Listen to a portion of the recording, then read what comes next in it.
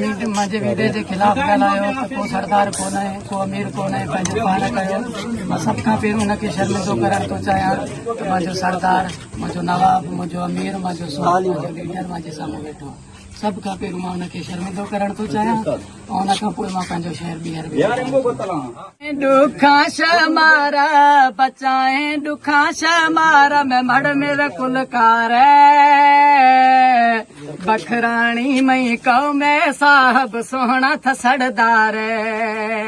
बखराणी कुल कौ में मैं सोहना सोहना था सरदार बचाए ॾुखा शमारा बचाए ॾुखा शमारा में मड़ मेरा कुलकार बखराणी मई कौ में जरियाब सरदार गुड़दकारी कुल कौ मम सोहना था सरदार जरियाब खान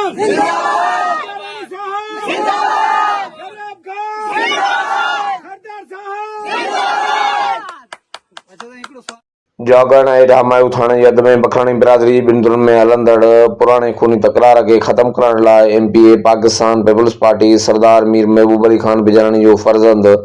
सरदार दादा मीर ज़रियाब अली खान बिजराणी, मीर गुलाम अकबर खान बिजराणी लख साहब ऐं मीर अमानल्ला खान बिजराणी, गुलाम कादिर बखराणी ऐं केयर बखराणी धुरनि वटि पहुता।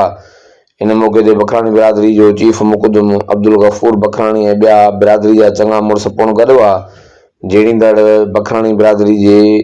धुरनि पंहिंजे सरदार खे मान ॾींदे जगबंदी लाइ राज़ी थिया। उरां बिजराणी मौजूदी इन बखराणी बिरादरी जे धुरनि में झेड़े में मारिजी वियल मक़तूलनि जे तरे ते पहुची संदसि वारसनि सां ताज़ियत पिण कई। झेड़े खे ख़त्म करण जे लाइ तव्हां कहिड़ी कोशिशि कयूं? साईं मुंहिंजो तव्हां ॾिसो था पाण त झेड़े ख़त्म करण खां इहा ई कोशिशि आहे त सॼा असां इलाइक़े जा जेका बि चङा मुड़ुस आहिनि असां सां गॾु आया आहियूं, असां हिन ते पंहिंजो तरे ते आया आहियूं। सभ खां पहिरियों त असां हिते पंहिंजो फातिहा कई आहे, दुआ घुरी आहे छो हिननि जा 3 माण्हू इहे पंहिंजो शहीद थिया आहिनि त हुनखे ॾुख में असां हुननि सां शरीक थिया आहियूं। अॻिते असांजो लाइमल इहो ई आहे त हाणे हिन धुरनि खे पाबंद करे ऐं जल्द सां जल्द जेको आहे असां पंहिंजो फ़ैसिले ऐं ख़ैर तरफ़ वञी करे हिननि धुरनि जा जेका मसइला मसाइल आहिनि उहे हल थी वञनि ऐं पाण जे अॻे खीर खंडु आहे सरदार ज़रियाब अली खान, सरदार ज़रियाब अली खान